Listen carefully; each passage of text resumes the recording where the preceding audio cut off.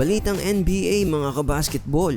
Pagkatapos nga na ang Lakers ay biglain ng mundo ng basketball nang i-trade nila itong si Anthony Davis para kay Luka Doncic. Ano kayang pwedeng gawin ng LA pagdating dito sa future ni LeBron? Ang Knicks at ang Lakers trade kaya ay posibleng mangyari? Yan ang i-breakdown natin ngayon for this video mga ka-court game. Imaginein mo na lang daw sa Madison Square Garden kapag inintroduce itong si Bronson, Karl Anthony Towns at ang forward mula sa Akron, Ohio, number 23 LeBron James. Sigurado daw na magwawala ang crowd ng New York Knicks at kung si LeBron ay mapupunta dito ay sigurado magiging contender kaagad ito. Ang Big 3 raw na LeBron, Bronson at Towns ay kayang-kayang pumalag sa trio ng OKC na sila Shai Alexander, Jalen Williams at Chet Holmgren.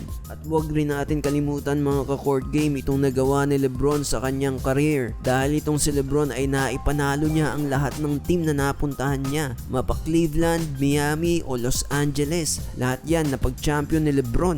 Ngayon imaginein mo na lang kung tatapusin rin ni LeBron itong title drought ng New York Knicks na tumagal ng 52 years kung sakali ay itong si LeBron na ang kauna-unahang player na nakapag-champion sa 4 na iba't ibang franchises. Ngayon hindi naman ito puro advantage lang mga ka-court game.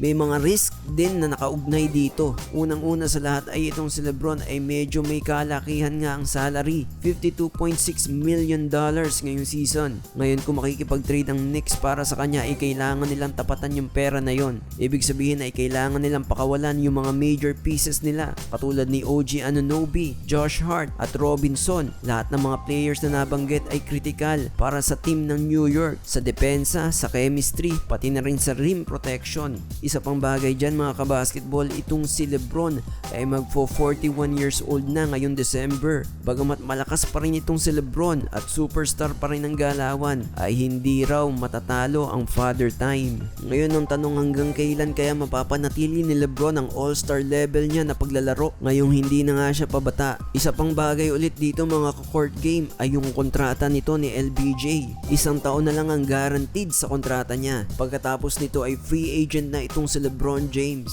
Kaya kung sakali mang magre-retire na ito ng 2 years, ay medyo lugi daw ang New York Knicks. Ito ngang New York Knicks ay malapit na sa championship at nagsagawa na ito ng all-in trades para dito kay Towns at Bridges. Ngayon, kaya pa ba nilang isugal ang future nila para sa 41 years old na LeBron James? Sa pag-asa na kagaya ng ginawa ni LBJ sa mga dating pinuntahan niyang team ay napag-champion niya lahat, ay magawa niya rin ito sa koponan ng New York. Ikaw ka basketball, anong masasabi mo dito? Dapat bang gumawa ng trade itong New York Knicks para kay LeBron o papanatilihin na lang nila ang core nila hanggang sa susunod na playoffs? Kindly comment down below and don't forget to like, share and subscribe. Salamat sa panonood ka basketball.